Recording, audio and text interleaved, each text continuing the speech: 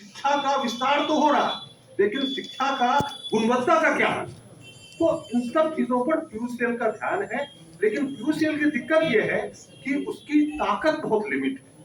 ऐसे कामों में आज के दिन में जो आते हैं लोग सोशल पॉलिटिकल काम करने, ये भी एक सोशल पॉलिटिकल ही काम है, तब इसको कोई ये नहीं है, पार्टी का काम नहीं है, लेकिन सोशल पॉलिटिकल काम तो है ही है।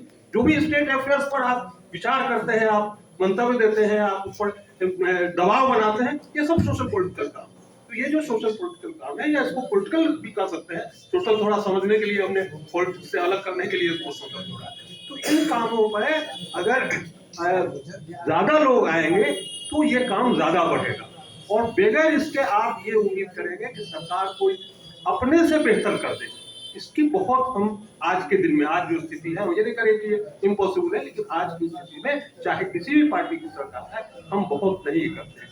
हमने क्या कर दिया है कि 75 साल में जो जैसे आजादी के आंदोलन में जो एक वैल्यूज कायम हुआ था, जिसके आधार पर संविधान बना, उन वैल्यूज को हम लोगों ने 75 साल में डाइल्यूट कर दिया।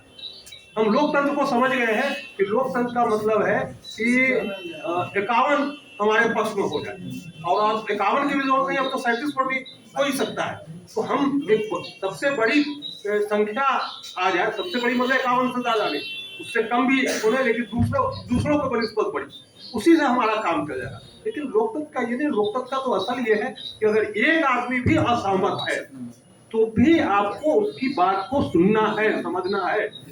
99 एक तरफ है, अगर 99 कभी ये कर ले कि साहब ये एक आदमी बहुत गड़बड़ है, इसको जो है कत्ल कर देना चाहिए, क्या इसको हम लोकतंत्र मानेंगे? कि 99 कह रहा है कि एक आदमी का कत्ल कर दिया जाए, तो इसलिए लोकतंत्र सही है? बिल्कुल नहीं है, ये लोकतंत्र का ये है ही नहीं है। लोकतंत्र को अंतिम व्यक्ति को भी सुनने का अधिकार है, और इसीलिए जो कोर्ट और ये तमाम इंस्टीट्यूशन इसीलिए बना कि अगर कोई ये है क्रिमिनल है तो उसकी बात तो सुनी जाएगी ना। नहीं अगर ये सुनी जाएगी तो क्या उसका हश्र होगा कि हर मजबूत आदमी जो है तो दूसरे को गलत साबित करके और उसको फांसी की सजा दिलवा देगा। तो कुल मिलाकर के ये है कि जो संवैधानिक वैल्यूज है वो हमारे यहाँ धीरे धीरे जो उसके चलाने के लिए, उसको मजबूत करने के लिए जो इंस्टीट्यूशंस बने थे वो कमजोर हो गए हैं, और कमजोर किए जा रहे हैं, रोज रोज कमजोर किए जा रहे हैं।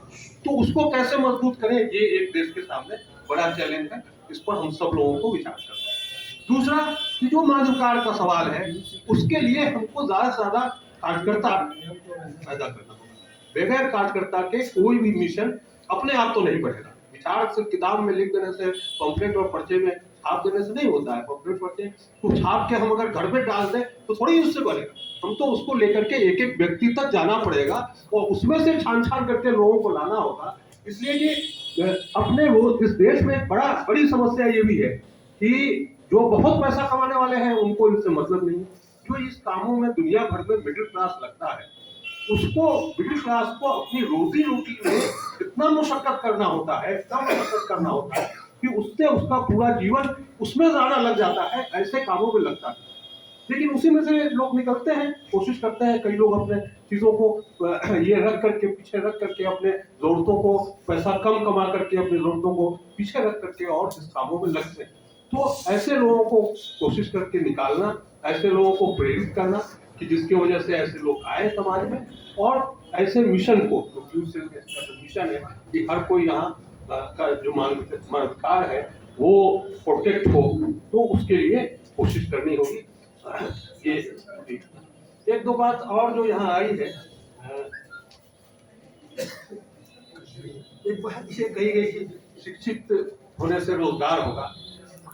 आप ये जान जाइए कि हरियाणा में अभी देश का सबसे जो बड़ा प्रदेश, ये सबसे बड़ा जो अशिक्षित लोग हैं, अशिक्षित नहीं मैंने शिक्षा प्राप्त होने के बावजूद जिनको रोजगार नहीं, वो हरियाणा में 23% बेरोजगारी, और कश्मीर में 17.5% तो शिक्षित हो जाएगा इसलिए रोजगार हो जाएगा, मतलब उसको रोजगार मिल जाएगा, ये तो होता नहीं है, दुनिया भर में नहीं होता।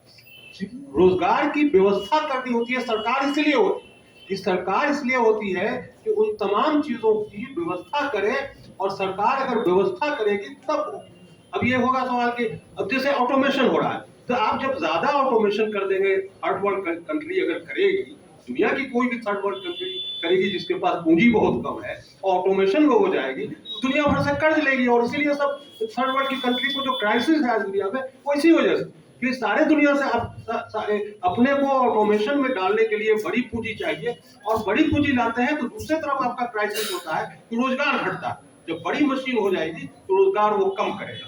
तो रोजगार परक डेवलपमेंट जब तक नहीं होगा तो हम उस क्षेत्र को, यानी बेरोजगारों को रोजगार नहीं दे सकते। इसीलिए हिंदुस्तान में कहते हैं, हिंदुस्तान जैसे बड़े जो देश है, माने आबादी के अनुसार, उनको इंटरमीडिएट टेक्नोलॉजी एक शब्द आया है, वो अपनाना चाहिए कि ना बहुत हाईली है और ना बहुत है। उसमें ठीक है, कुछ प्रॉब्लम उसमें भी है जिसको विशेषज्ञ उसको तय करेंगे। जैसे संचार है, तो संचार अगर नहीं हाईली टेक्नोलॉजी होता तो हम जो जिस तरह से अभी है कि हर कोई एक दूसरे से जुड़ा हुआ है, जिससे भी आप जुड़ना चाहते हैं, तो वो शायद नहीं होता। तो वो भी ध्यान देना होगा। लेकिन बहुत सारी चीजों में इंटरमीडिएट टेक्नोलॉजी की बात सोचनी पड़ेगी। एक बात और ये यहाँ कहेंगे कि सरकार के खिलाफ नहीं, सरकार के खिलाफ हम नहीं, हम सरकार के जो कानून है और उस कानून को जो सरकार ही तोड़ती है उसके खिलाफ। इस बात को हमको स्पष्ट नहीं, हम लोग कोई सरकार के खिलाफ नहीं। सरकार तो मेरी है ना, हमारे वोट से बना है, क्यों हम खिलाफ हो?